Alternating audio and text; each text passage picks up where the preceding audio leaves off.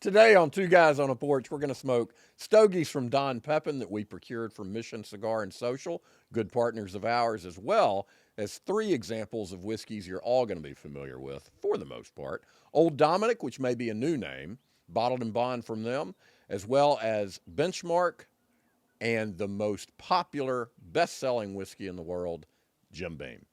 Come hang out with us on the porch.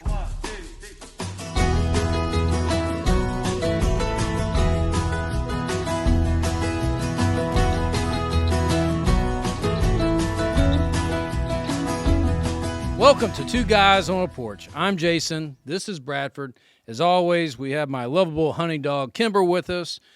Life is complicated, so we hang out in the porch with some fellowship sticks and a glass filled with something with the flavor of friendship to enjoy this day, talk about life, bourbon, cigars, and occasionally we figure something out, but we always have a great time. What are we enjoying today? Well, we talked a little bit about what we were gonna imbibe, but I love having stole that line from Jason Rigel, a previous guest. We told him we would, so I don't feel guilty about it. No, we gleaned his wisdom. We did. That's exactly what it is. It's the flavor of friendship. And then when you sit on a porch like we are and we do this, you are making memories and making history. And that ties so well into our topic today, which is really things that struck me, the death of George Foreman. Part of my childhood goes when that happens, being a big sports fan, when Hank Aaron passed away. Or we did an episode where we talked about the movie Unforgiven, and Gene Hackman just recently died. Yeah.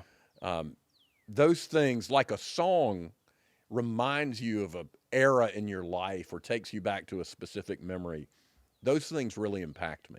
Yeah. And, we're drinking whiskey today that's very approachable and affordable, which, back when we were younger, that'd be about all we can afford. Yeah.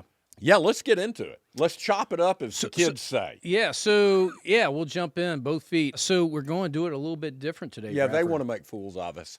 Again, not hard to do. Well, there's... They being Huff Daddy, our Huff producer. Daddy, yeah. So there's a thing is bias, right? It's bias is a very real thing. And so we might, none of these are famous bourbons. But sometimes one can be biased by a label. Oh, it's 23-year-old Pappy. You are going to be biased by that. This is famous whiskey. I'm supposed to like it. Supposed to be the best. Supposed to be the best, so I'm supposed to like it. If I'm a bourbon consumer, then I'm supposed to like this. So you like it. So what we're going to do today is we're not having to guess what we're drinking. We see the three bottles in front of us. But we don't know which one we're specifically drinking. We won't know that until the end when Huff Daddy tells us what we're drinking. So it's an interesting way of honestly saying what we like, what we think about it, and find out what we pick without the bias. You'd think they snuck in a Pappy on us just to see if we know what we're doing. It wouldn't be on them to do that. Yes. That'd be dirty. Ooh, that'd really make us look stupid. Beyond what we normally look. Not hard to do. So, yeah, let's jump in and try this first one. And I'm sitting here, I'm trying to compare colors. And by the way, we have two Bottled and Bond, the old Dominick Memphis distillery that you visited recently, correct? that was, yeah. So we've talked about Tennessee bourbons. There is the Tennessee Whiskey Trail. This is, if you get the Tennessee Whiskey map, this is number one. It's the only distiller in Memphis since Prohibition. It's relatively new in the sense that it's been refurbished. It was, if you lived in Memphis, I'm originally from Memphis, D. Canale was the big grocer supplier in Memphis. Back in the day, Domenico Canale came from Italy with his family. They got into the grocery business. They had grocery stores. They would supply other grocery stores. At some point, they also were supplying whiskeys. They would get it from different barrels in Kentucky, bring it down to Memphis, and give it to different groceries, or sell it to different groceries to be sold elsewhere. That's how it was done back then. Didn't have liquor stores. So this whiskey was introduced in around 1870, if I recall. Right, exactly. Was it that family that did it? Same family, yes. Same family. Yeah, Okay. so The Dominick. label went defunct for 100 years. Right. So with Prohibition that came along, they actually had a toddy. So Memphis was hit big with the yellow fever. At the time, their bourbon was considered medicinal, and it was actually prescribed with the yellow fever, things like that. But with Prohibition, they did not get their medicinal label, and so it went defunct for all these years until about 2014, 2000. Sounds Recent. about right.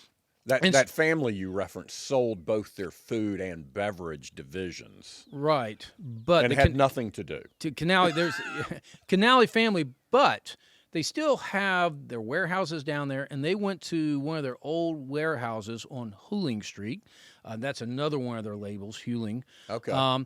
And they were cleaning it out, and lo and behold, they found an old bottle of Old Dominick. They're from like 1870? Right, exactly. Huh. And so they tasted it, didn't taste very good. Go figure, it was 100 years old. But they sent it off wherever to reverse engineer it, figure out what was in it, and from there they came up with what their great grandfather did back in the day, Alex and Chris Canale, if I remember correctly. But now they built the distillery. The distillery's there in Memphis, downtown Memphis.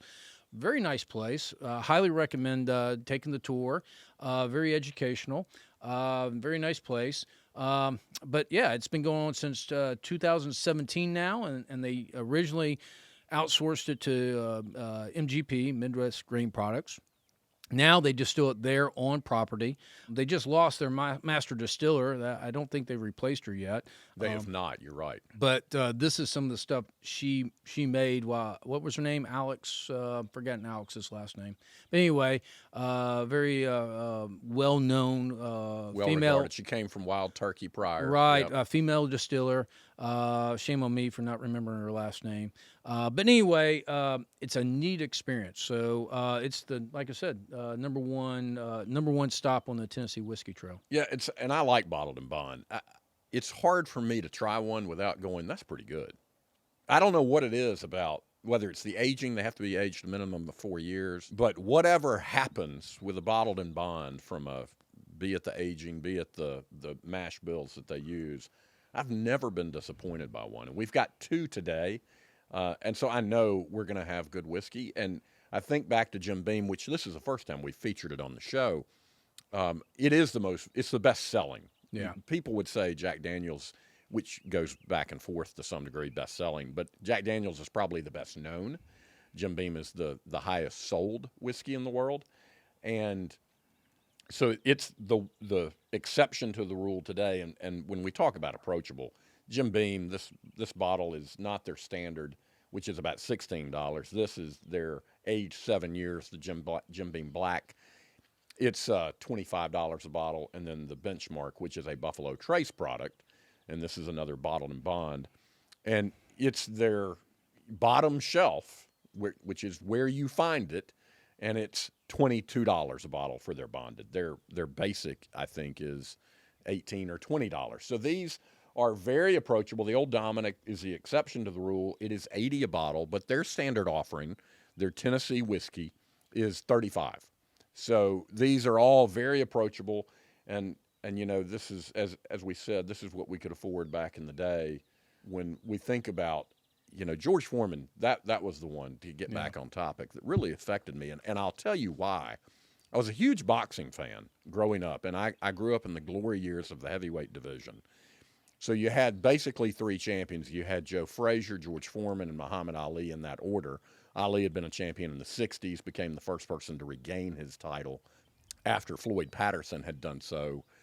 And Ali famously defeated a younger and stronger opponent, George Foreman. And George Foreman, that really mixed him up. And he had a couple of bouts following. And then in the late 70s, he fought Jimmy Young, who was a journeyman fighter, good fighter. He had fought for the title a few times. Controversial loss to Muhammad Ali. And he outpointed Foreman in a 12-round match in which he he won it probably in the 12th round because he decked Foreman. Didn't knock him out, but knocked him down. And Foreman had a conversion experience and became a Christian and retired from boxing. And I remember for a while. And I didn't know why. I just remember being in college, looking at his record, and I'm like, guy has a huge knockout ratio. He knocked out 85% of his opponents, maybe higher at that point in his career, and he had 2 losses. 2. Lost the title to Ali, the greatest of all time, and then to Jimmy Young, and he quit. And I'm like, this guy was in his prime. He was 28 years old, and he quit. No shame losing Why to did Muhammad he do Ali. that? Yeah. And I thought, and Tyson was huge by then, and I thought, what is going on? That was crazy. And then Foreman announced a comeback, and I was a huge Foreman fan right then. I thought, please let him be able to box. And I watched I feel like I watched every fight of his comeback. But he was fighting tomato cans. And he said later that he really had to start over. Minor leagues, go beat guys he knew he could beat. Because people didn't think he could do it again. He had to knock the rust off and get the rust knocked off of him until ultimately he became the oldest person to regain the heavyweight title at the age of 45. That's impressive. Yeah, and it was one of those where he lost every round to Michael Moore, who was the champion at the time, and in the 10th round, he connected, which it looked like a punch that, wouldn't knock anybody down. It'd probably knock one of the beams out of the barn, and it was a 2-5-10 count. Moore was out, and he regained the title. And so that really, the death of George Foreman just evokes all of that whole story comes back for me. So I'm wondering, when you look back and think about, like Gene Hackman from Unforgiven or songs of that era, what takes you back to remind you of your childhood? Yeah, I'm not a sports fan as much as you are. I mean, don't get me wrong. There's nothing better than going to a football or baseball game to me. I love that. Been to a Tyson match before. We talked about that. Really enjoyed that. Oh, and you saw Mike Tyson and Lennox Lewis in Memphis, that's right. Yeah, exactly. Great fight. And I remember that, obviously. Great experience. But it doesn't, sports figures and them passing really kind of brings back memories for you as your childhood. It doesn't do it for me. For me, it's songs. For whatever reason, a song will invoke memories, and it's not necessarily major moments in life. It's weird things like when I hear the song from Billy Joel, "We Didn't Start the Fire," it brings me back to organic chemistry. It was the spring of... Yeah, I know, it's weird, right? So I'm studying organic chemistry because that's what you got to do when you're going to med school. I was in honors organic. This was in college? Yeah, college. Spring... and if you don't get through Orgo, you're not going to med school. Right, exactly. It's a weed-out course. Yeah, exactly. Chemistry 101, wherever you call it, your college, it's the first class. That's the first weed-out. But organic is where most people struggle. Organic chemistry to me. I could barely spell organic, much less. Yeah, it just clicked with me for whatever reason. But so there it is, the spring of 1990. I'm studying for my organic final, and Billy Joel's "We Didn't Start the Fire" was the big song back then, and there I was in the test, singing the song in my head, just boom, boom, romping that test. I rocked that test. And the whole time in my head, "We Didn't Start the Fire" was playing in my head. So just, weird things like that. Yeah. Residency, is that one-hit wonder by, was it Tud Thumping? I Get Knocked Down. Oh, yeah. But I get back up again. Yeah, exactly, because that's Residency. Yeah. Now, Don't get me singing. The song, no, please.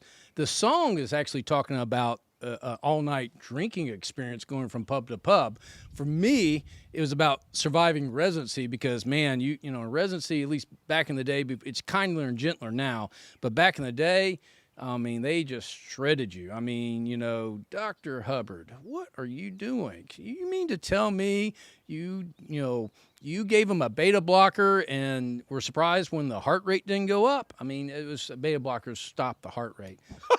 So, I mean, it was just, and they would Sounds like a bad drug. Yeah, well, it's a good drug, but they would intentionally shame you there in grand rounds. It would be stand up, go to the board type of thing, read the films, tell me what you did, and so you got knocked down a lot. But they can't keep me down. I get back up, and so that was the theme for residency. So that song, whenever I hear that, that's residency days right there.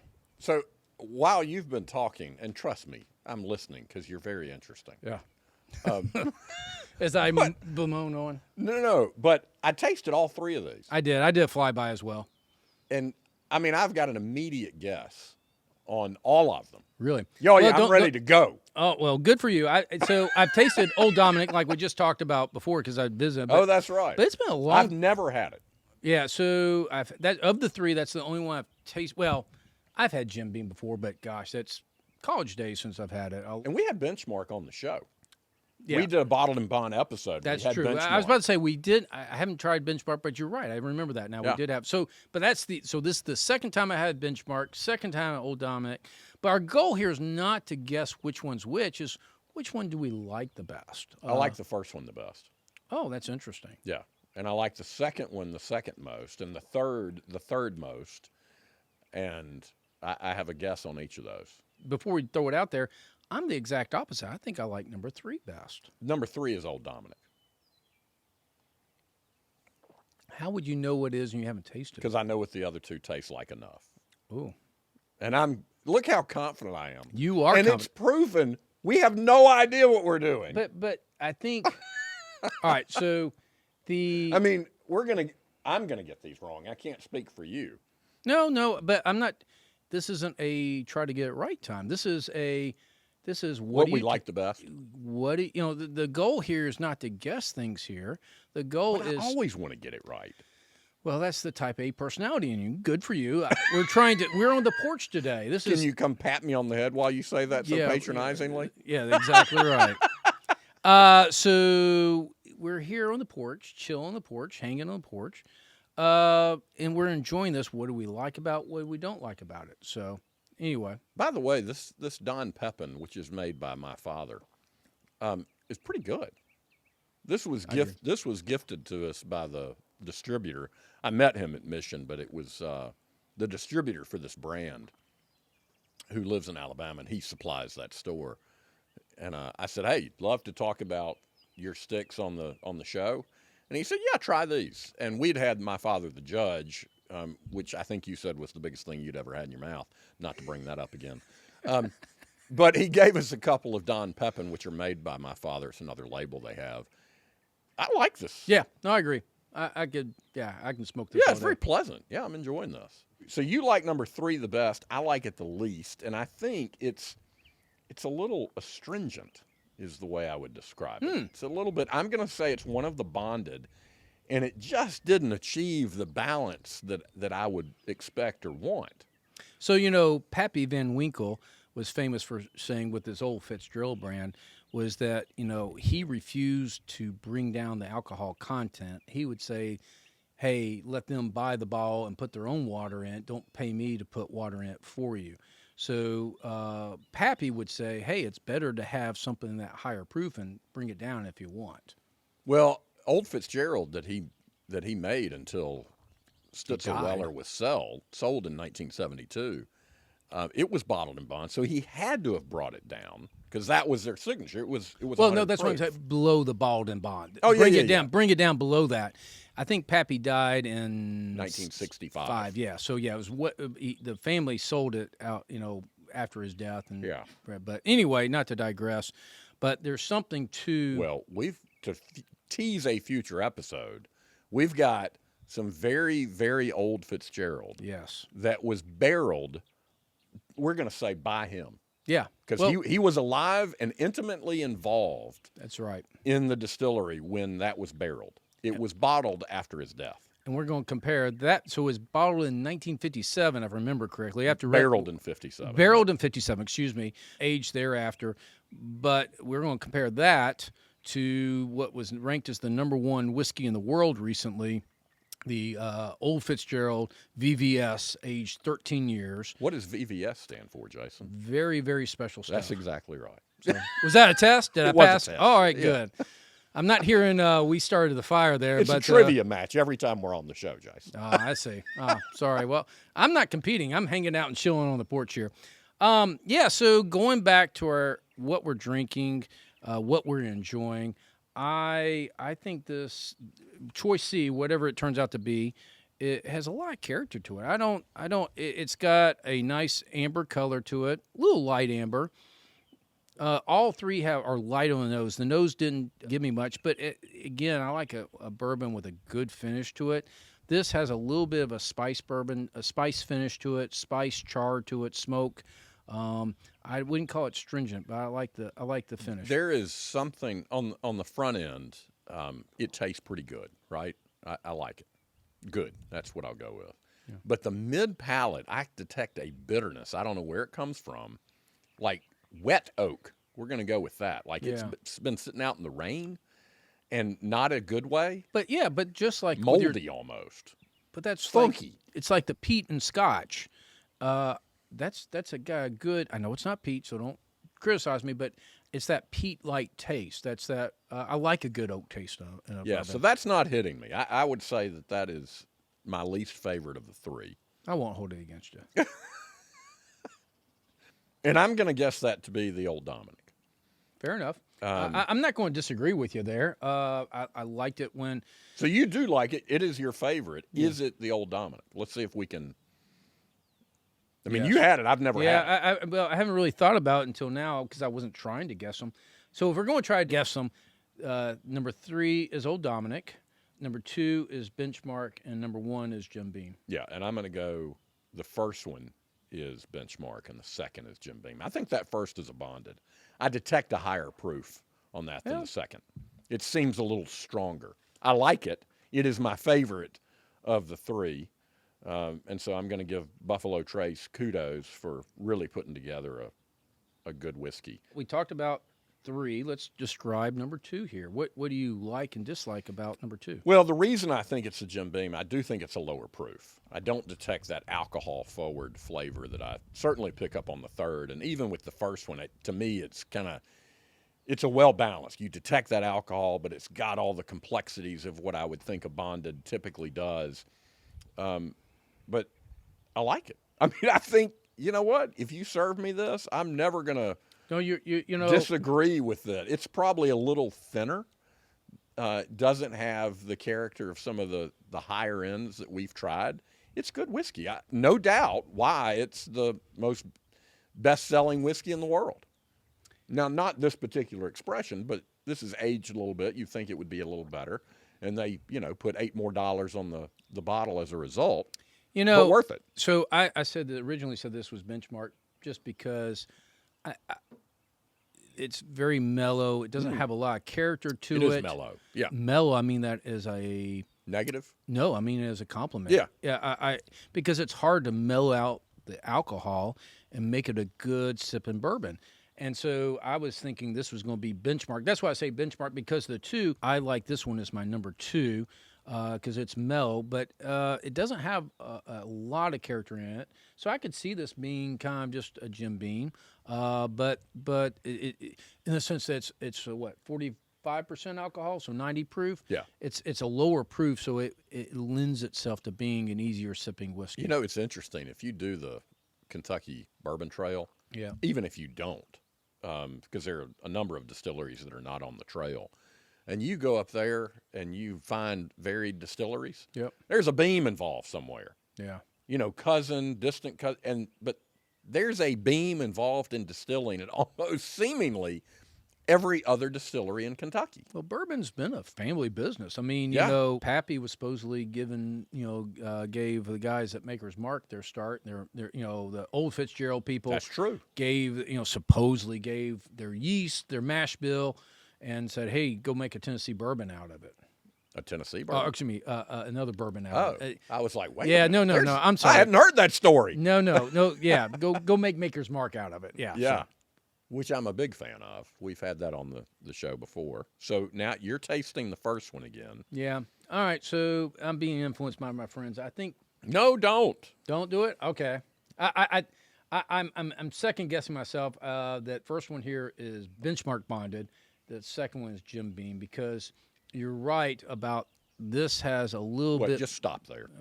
You said I was right. That's the good. marinade on that. Just let's Marinade just rest. on, yeah. We're gonna pause for a moment. Yeah, enjoy this moment. All right. You convinced me that the finish is good with it, but it's more of almost a slight lemon to it, lemon char, but I can taste a little bit of the spice of the alcohol. It's a higher alcohol content. Say that Check 3 it. times fast. Yeah, exactly. Didn't look to see if it has more legs to it. That although the difference, that 5% difference, you probably couldn't see that in the swirling there. But I still say what I like the best is this last one here. Let's talk about our topic a little bit more, because the other, politicians when they pass is another one that I think evokes memories for people. Yeah. Which is why they televise state funerals of presidents Yeah. in this country. And I remember as a kid, it was right before I moved from North Carolina to Alabama, and Harry Truman died. And I remember watching that funeral, and I don't know why I was just so struck by it. And it wasn't like, we don't have a monarchy in the U.S. It seems like we try to imitate their funerals, though. I mean, it's like, Well, it was very magisterial, Yeah. And it was, you had all of these dignitaries there in very somber moods. And I think as a, 6-year-old kid, it just struck me. And interestingly enough, I have no memory of Lyndon Johnson's death or funeral. I think that was because we had moved and I was in a different place and space. But he died in 1973. Truman died in 72. And then the next, if I'm not mistaken, the next presidential death and funeral was Richard Nixon, I think in 1994. And, he was such a controversial figure. Many would regard him as the worst president because of Watergate. And I'm not going to argue that point. Yeah, but I would push back and say, wow, you may disagree with the means that he went about doing things, but wow, what a character. I would sit down and have a bourbon with him. I would enjoy that. Absolutely. I would always enjoy spending time with these controversial figures.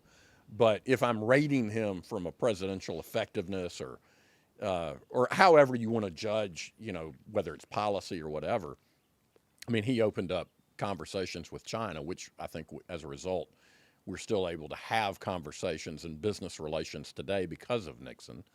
So from a foreign policy standpoint, it was and is still well regarded. But it's just that idea when George H.W. Bush passed away, it was one of those like, wow, because the memory I have of that is I got to work on the Hill when I was in college. This would have been in the late 80s, and the congressman I worked for, this was 87, and I saw him after the election in 88 when Bush 41 was elected. And I said, Congressman, who was a Democrat, and Bush was a Republican, I said, what do you think? And he said, I like George. He said, we came up as freshman congressmen together. And he was always friendly from the other side of the aisle. And he said, we got along well. He said, I like George. And then less than a year later, that congressman I worked for died in office. And I saw his wife a year or so later. And I said, oh, Ms. Nichols, how are you, by the way? And she said, I'm fine. She said, the president wrote me the nicest note. And it just meant a whole lot. It was so sweet of him to take the time to do that. And I said, oh, that is so sweet.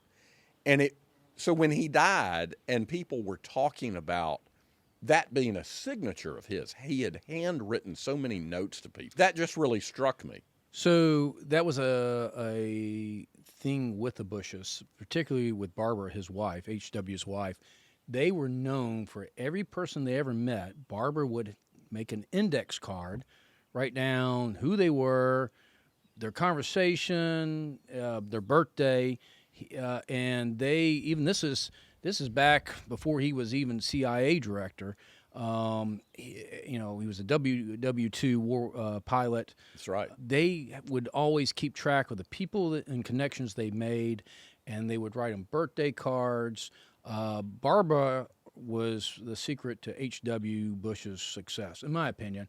And she was a character. Did I tell you I met the Bushes? I don't think so. Yeah, so I was in high school. It was '87. They picked certain people from he's on the campaign trail. Picked certain people from high schools. Came through Memphis, and so we had lunch with the Bushes, George and Barbara. And How did you distinguish yourself to well, warrant being introduced to a presidential mysteries candidate? abound. I don't know, but I was picked from my high school. I was representative of my high school to meet the Bushes, have lunch with the Bushes, among other Memphis high school students. I happened to sit next to Barbara, and Barbara was like, the whole time, Barbara was trying to hook me up with the girl from Germantown High School. Hey, Jason, that girl's cute. Hey, Jason, do you have a girlfriend? No, ma'am, I don't. And I said, well, did you see that girl over there? Yes, ma'am, I did. She's kind of cute. Yes, ma'am, she is. And so, Barbara was really the power behind the curtain with those two. That's interesting. Yeah, our mutual friend, Robbie Hendrick. Yeah. He got to go down to the opening of the Bush Library at Texas cool. A&M. And he had met the president. He's looking around, and he said, Mr. President, I hate to ask you this, but is there a restroom nearby? And he went, well, yeah, come on. And takes him, the two of them get on the elevator, go upstairs, which apparently you had to have a special key for. Obviously, the president did. Yeah. And there's a private residence there Oh, wow. for President Bush and his wife to stay when they're in town. And he said, you can use mine. Hopefully Robbie didn't do a big download there in the presidential library. We'll have to ask him. Yeah, that's a great Robbie. question. Well, that's the next question for you, buddy. Yeah, so it's really cool because he has a picture. So he met the president, down to earth guy. I think we've established that. So he's got a picture of him with Billy Graham, who I think gave the invocation at that. And the picture in and of itself is pretty cool, but it was taken by Barbara Bush. Oh, that's unique. So again, you have those deaths of, for me, those celebrity figures, and it brings you back to those memories, particularly if there's any sort of firsthand account. And was it Kevin Bacon, the 6 Degrees of Separation? Yeah. You know somebody, you've either met them personally or you've got a second or third hand story with everybody in the world, I think is really what it boils down to. And I think that's really cool that those things take us back there. Yeah. We're all fishing from the same boat. Yeah, exactly. So now that we're going to take ourselves back to guessing what whiskeys we've tried here. So I still like this first one the most. I'm going to call that one Old Dominick. I'm going to tip my hat to you, Bradford, and say the second one here is Benchmark, and the first one here is the Jim Beam. Wait, you said you were going to tip your hat to me, but you said this was Jim Beam. No, I said the second one was Jim Beam. Oh, try him again. No, I did. Well, I mean, so I'll disagree with you. This is Jim Beam. Wait a minute. This one has. You initially thought the first one was Beam and the second was Benchmark, and then you switched. So I want to make sure that you're putting your opinion out there the way you wanted it to. I think so. When you're wrong,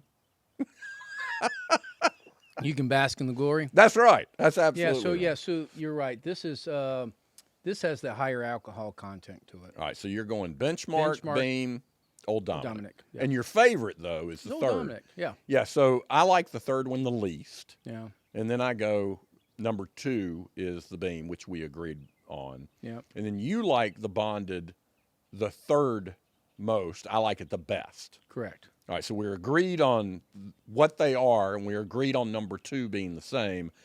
All right, it's time for the reveal. Right. You are affordable, approachable bourbon experts. Oh, did we get it right? We were just told we were Wow. affordable, approachable experts. Yeah, well... Wait a minute, I need to sit up straighter. Yeah, we're born in that briar patch. Yeah, well, we got them right. That's Wait, did we really get them right? That's what he's saying. In the order? We got them in the order. Wow. Wow, that's impressive. Yeah. We're impressive, Jason. Practice, practice, practice. We're going to be in Carnegie Hall before you know it. That's really interesting. Yeah, and it's, the whole, we can sit here and have a differing opinion on what we like because I really do like that benchmark, and I don't care for the Old Dominick. Yeah. So, Yeah. which you like the best. Yeah. I guess it's the Memphis boy in me coming out. There's your bias. You figured Yeah. out what it was. So. Yeah. There you go. Yeah. Well, whether it's songs from remembering organic chemistry or the death of celebrities taking away from me little pieces of my childhood, but getting to enjoy telling those stories with each other on the porch, really cool, and enjoying, and we hope you can too, some very approachable, affordable whiskeys. What I'd like to hear is the people out there like, comment, and tell us what your favorite memory of a song. Yeah. Tell us what's the death of a celebrity, a hero that marks your childhood. Comment, let us know what you think, what you like, and be sure to subscribe at the same time. Absolutely. Join us next time for Two Guys on a Porch. Life is much better with friends, a drink, and cigar, and some Two Guys on a Porch swag.